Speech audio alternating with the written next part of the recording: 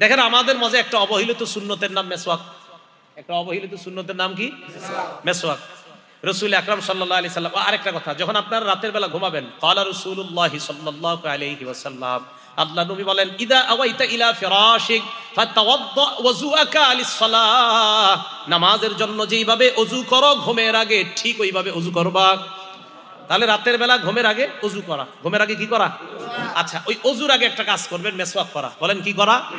মেসওয়াক করা। বলছিলাম একটা অবহেলিত সুন্নতের নাম বর্তমানে মেসওয়াক।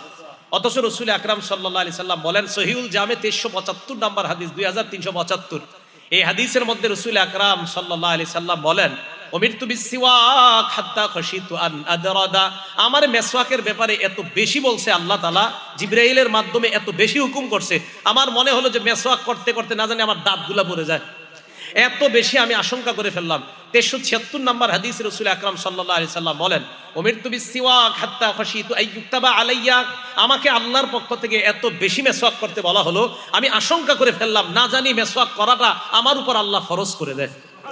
বুখারী শরীফের 887 নাম্বার হাদিস, ক্বালা রাসূলুল্লাহ সাল্লাল্লাহু আলাইহি ওয়াসাল্লাম, লাউলা খাশিতু, নবীজি বলেন, লাউলা, আমি যদি আশঙ্কা না করতাম, লাউলা আন আশুক্কা আলা উম্মতি, আমি যদি আমার উম্মতের ব্যাপারে আশঙ্কা না করতাম, লা আমারতুহুম বিসসিওয়াকি ইনদা কুল্লি সালাহ, আরেক বর্ণনায় মা কুল্লি সালাহ, আমি যদি আমার উম্মতের জন্য কষ্টকর মনে না করতাম, লাউলা আন আশুক্কা আলা উম্মতি, আমার উম্মতের জন্য যদি কষ্টকর না হতো, তো উম্মতকে বলতাম 5 ওয়াক্ত নামাজের আগে যেন মেসওয়াক করে।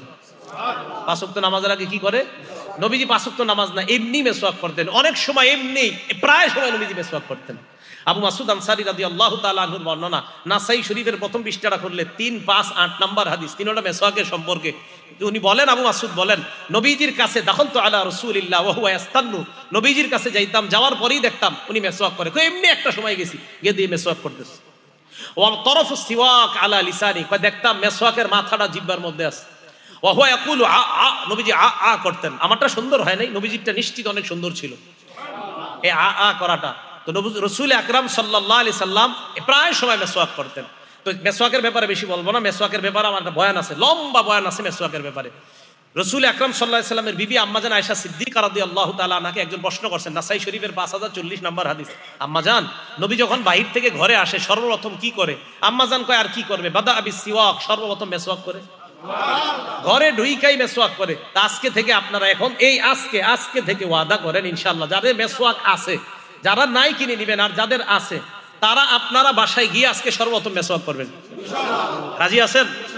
এটার দ্বারা কি হবে? নবীজির সাথে আপনার গোপন একটা সম্পর্ক তৈরি হবে, যেটা আপনি কাউকে বলতেও পারবেন না, কেউ বুঝবেও না, বাকি নবীর সাথে আপনার গভীর, নিবিড় এবং গোপন সম্পর্ক তৈরি হবে। আমি সত্যি বলছি, সম্পর্ক তৈরি হবে। রাসূল আকরাম সাল্লাল্লাহু আলাইহি সাল্লামের এই সুন্নাহগুলো পালন করা তখন সহজ হবে, আল্লাহ রসুলের মহব্বত যখন আমাদের মাঝে সবচেয়ে বেশি হবে।